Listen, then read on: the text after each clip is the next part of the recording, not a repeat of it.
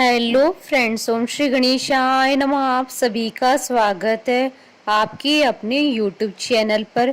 Friends, आज हम आपको इस वीडियो में बताने जा रहे हैं वट सावित्री व्रत के शुभ मुहूर्त, पूजा विधि और घर पर वट सावित्री व्रत की पूजा करने की सरल विधि के बारे में, और वट सावित्री व्रत की पौराणिक व्रत कथा, महत्व और उपाय के बारे में। फ्रेंड्स, वीडियो शुरू करने से पहले आपसे रिक्वेस्ट है, अगर आप हमारे चैनल पर नए हैं और आपने अभी तक चैनल को सब्सक्राइब नहीं किया है तो प्लीज़ सब्सक्राइब कीजिएगा चैनल को। साथ ही प्रेस कीजिएगा बेल आइकन को, जिससे नए वीडियो से रिलेटेड नोटिफिकेशन आपको तुरंत प्राप्त हो सके।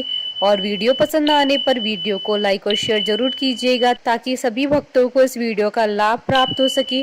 और कमेंट बॉक्स में ओम श्री गणेशाय नमः जरूर लिखिएगा। अखंड सौभाग्य की प्राप्ति के लिए वट सावित्री व्रत हर साल ज्येष्ठ मास की अमावस्या को रखा जाता है। इस बार वट सावित्री व्रत 30 मई 2022 सोमवार के दिन है। इस वर्ष वट सावित्री व्रत पर सोमवती अमावस्या और शनि जयंती का शुभ संयोग बन रहा है। इस दिन महिलाएं वट सावित्री व्रत के साथ साथ सोमवती अमावस्या के भी पुण्य लाभ को प्राप्त करेंगी। इस व्रत को करने से अखंड सौभाग्य की प्राप्ति होती है। धार्मिक मान्यताओं के अनुसार जो व्रती सच्चे मन से इस व्रत को करते हैं, उनकी सभी मनोकामनाएं शीघ्र ही पूर्ण होती है और साथ ही उनके पति को लंबी आयु प्राप्त होती है। कई जगह पर इस व्रत को ज्येष्ठ पूर्णिमा के दिन भी रखा जाता है। मान्यता है कि इस दिन माता सावित्री ने अपने दृढ़ संकल्प और श्रद्धा से यमराज द्वारा अपने मृत पति सत्यवान के प्राण वापस पाए थे। इसलिए महिलाओं के लिए यह व्रत बेहद ही फलदायी माना जाता है। इस दिन सुहागन महिलाएं पूरा श्रृंगार कर वट वृक्ष की पूजा करती हैं। वट वृक्ष की जड़ में भगवान ब्रह्मा, तने में भगवान विष्णु, पर डालियों और पत्तों में भगवान शिव का निवास होता है। महिलाएं इस दिन यम देवता की भी पूजा करती हैं। फ्रेंड्स, अब आइए जानते हैं वट सावित्री व्रत के शुभ मुहूर्त के बारे में। हिंदू पंचांग के अनुसार इस बार वट सावित्री व्रत 30 मई 2022 सोमवार के दिन है। अमावस्या तिथि प्रारंभ होगी 29 मई 2022 को दोपहर 2:54 पर। अमावस्या तिथि का समापन होगा 30 मई 2022 को शाम 4:59 पर। इस दिन सर्वार्थ सिद्धि योग सुबह 7:12 से पूरे दिन रहेगा और सुकर्मा योग सुबह से रात्रि 11:39 तक रहेगा। और अभिजीत मुहूर्त दिन में 11:51 से दोपहर 12:46 तक रहेगा। शनि जयंती, सोमवती अमावस्या और वट सावित्री व्रत के दिन सुबह से ही शुभ संयोग बन रहे हैं। हालांकि सर्वार्थ सिद्धि योग सुबह 7:12 पर लग रहा है। ऐसे में आप सर्वार्थ सिद्धि योग में पूजा पाठ करें तो ज्यादा फलदायी रहेगा। फ्रेंड्स, अब आइए जानते हैं वट सावित्री व्रत के लिए क्या क्या पूजन सामग्री आवश्यक होती है। वट सावित्री पूजा के लिए पवित्र तथा साफ कपड़े से बनी माता सावित्री की मूर्ति लें। बांस से बना पंखा, बरगद के पेड़ में परिक्रमा के लिए लाल धागा, मिट्टी से बने कलश और दीपक। फल में आप मौसमी फल जैसे आम, केला, लीची, सेब, नारंगी, खरबूजा आदि चढ़ा सकते हैं। पूजा के लिए लाल वस्त्र, सिंदूर, कुमकुम, रोली। चढ़ावे के लिए पूरी पकवान बनाएं। बरगद का फल, अक्षत, हल्दी, 16 श्रृंगार। जलाभिषेक के लिए पीतल का पात्र। फ्रेंड्स, अब आइए जानते हैं वट सावित्री व्रत की पूजन विधि के बारे में। इस दिन ब्रह्म मुहूर्त में उठकर घर की साफ सफाई करें, फिर स्नान ध्यान कर पवित्र और स्वच्छ वस्त्र धारण करें। इस दिन 16 श्रृंगार करना अति शुभ माना जाता है। इसके बाद सबसे पहले सूर्य देव को अर्घ्य दे, तत्पश्चात सभी पूजन सामग्रियों को किसी पीतल के पात्र अथवा बांस से बनी टोकरी में रखकर नजदीक के बरगद के पेड़ के पास जाकर उनकी पूजा करें। पूजा की शुरुआत जलाभिषेक से करें, फिर माता सावित्री को वस्त्र और 16 श्रृंगार अर्पित करें। फल, फूल, भीगा हुआ चना, गुड़, पूरी पकवान सहित बरगद के फल चढ़ाएं और पंखा जेलें। इसके बाद रोली से कम बरगद के पेड़ की 7 परिक्रमा अवश्य करें। इसके बाद माता सावित्री को दंडवत प्रणाम कर उनकी अमर कथा सुने। इसके लिए आप स्वयं कथा का पाठ कर सकते हैं। कथा सुनने के बाद भीगे हुए चने का बायना निकाले और उस पर कुछ रुपए रखकर अपनी सास को दे दे। जो स्त्रियां अपनी सासों से दूर रहती है वो बायना उन्हें भेज दें और उनका आशीर्वाद लें।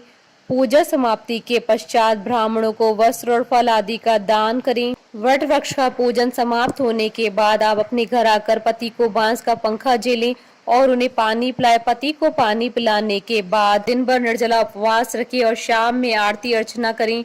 अगले दिन नित्य कर्मों की पूजा को संपन्न कर 11 चने और वट वृक्ष की लाल रंग की कली को पानी से निकलकर अपना व्रत संपन्न करें। फ्रेंड्स, अब आइए जानते हैं घर पर वट सावित्री व्रत के पूजन करने की विधि के बारे में। वट के 5 पत्र डालकर कलश स्थापित करें। वट पत्र न होने पर कपड़े के पट्टे पर चंदन रोली से ब्रह्मा सावित्री बनाकर अथवा कागज पर छपा हुआ वट सावित्री पट्टा ले सकते हैं। स्नान श्रृंगार करने के बाद श्रृंगार सामग्री का लावा, चंदन, रोली, फल, नैवेद्य आदि रखकर दीप जलाते हुए व्रत का संकल्प करें। कलश में 1 लोटा शुद्ध जल, हल्दी, अक्षत आदि अर्पित करें। कलश पर 7 बार कलावा लपेटे और 11 परिक्रमा करें। आरती के बाद ओम सावित्री देव्य नमः मंत्र का जाप करें। दान सामग्री ब्राह्मणों को देकर आशीर्वाद प्राप्त करें। फ्रेंड्स, अब आइए जानते हैं अखंड सौभाग्य और आरोग्य के लिए वट सावित्री व्रत के दिन किए जाने वाले उपायों के बारे में। बरगद के वृक्ष पर सूत को लाल व पीला करके लपेटने से अखंड सौभाग्य की प्राप्ति होती है। अखंड सौभाग्य व परिवार की समृद्धि के लिए अक्षय वट की परिक्रमा करते समय 108 बार सफेद रंग का सूत लपेटे। बरगद के वृक्ष की जड़ में मीठी लस्सी या मीठा दही चढ़ाने से मंगल, शनि, राहु जैसे ग्रह शांत होते हैं। फ्रेंड्स, अब आइए आरंभ करें वट सावित्री व्रत की पौराणिक कथा।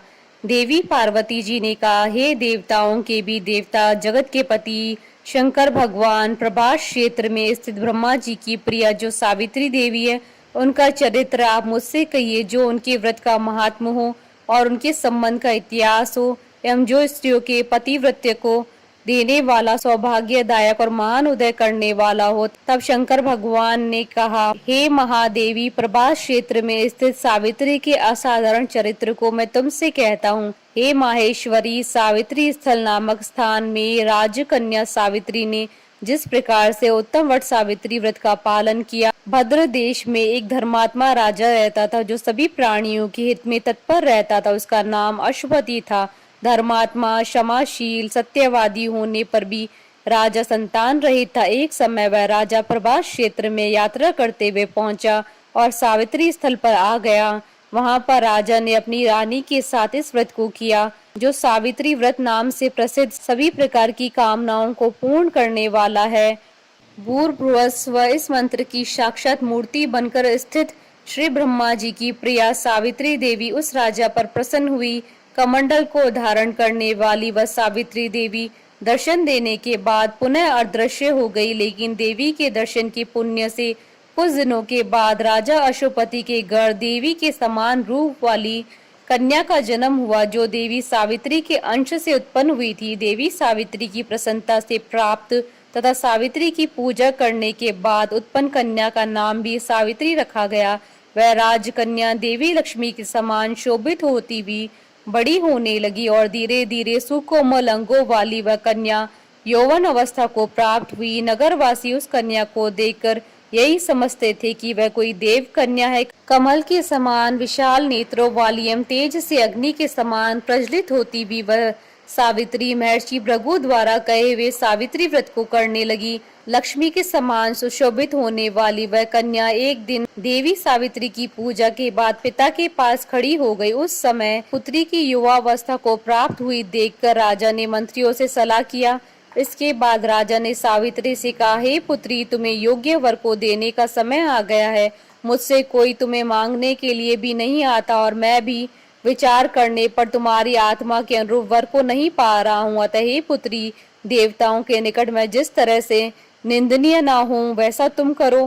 मैंने धर्म शास्त्र में पढ़ा और सुना भी है कि यदि पिता के गृह में रहती हुई विवाह के पहले ही जो कन्या रजोधर्म से युक्त हो जाती है उसके पिता को बड़ा पाप लगता है। इसलिए हे पुत्री, मैं तुमको भेज रहा हूँ कि तुम स्वयं ही अपने योग्य वर ढूंढ लो। वृद्ध मंत्रियों के साथ शीघ्र जाओ और मेरी बात को मानो।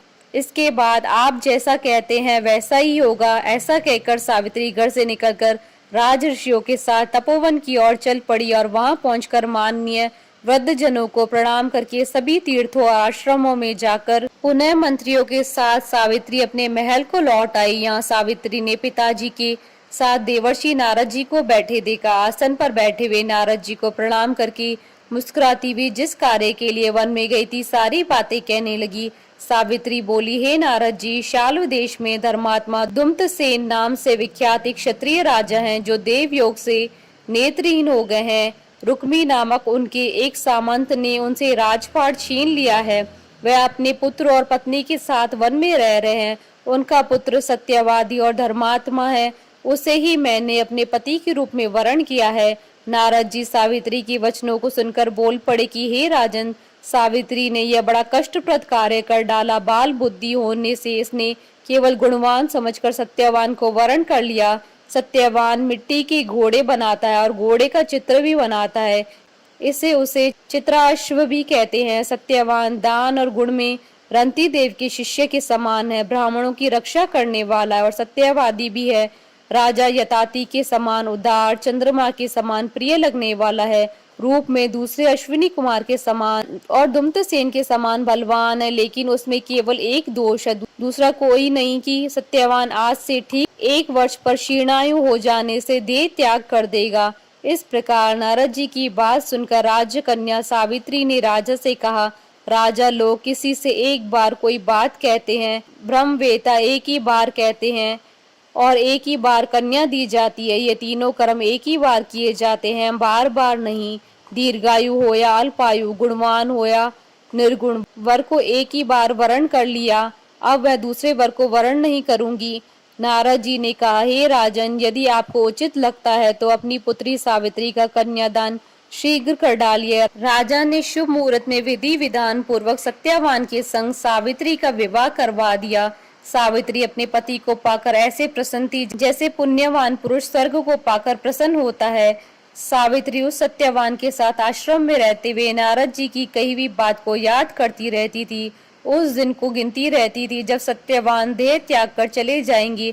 जब सत्यवान के मरण के केवल 3 दिन शेष रहे, तब सावित्री ने निर्हार रहकर व्रत किया और तीसरे दिन सुबह स्नान करके देवता और पितरों का पूजन किया।